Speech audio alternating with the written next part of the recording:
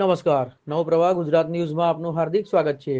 વડોદરા શહેરના સમાચેતક બ્રિજ નજીક ગેસ લાઇનમાં અચાનક આગ ભભૂકી ઉઠતા વિસ્તારમાં અફરાતફરી મચી ગઈ હતી। બ્રિજ નીચે પસાર થતી ગેસ લાઇનમાં લાગી આવેલી આ આગે થોડી જ વારમાં વિકરાળ સ્વરૂપ ધારણ કર્યું હતું।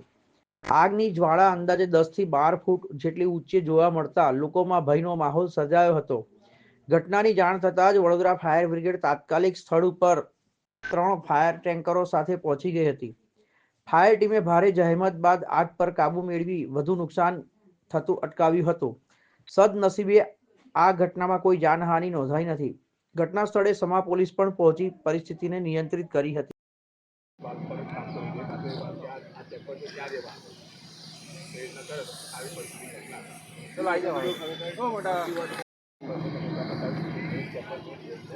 તો આવું કરી ના રહે અમાવાળા પાસે કોલ કરવો ટ્રાફિકવાળા પાસે કે ક્લારિટી બંધ થઈ છે।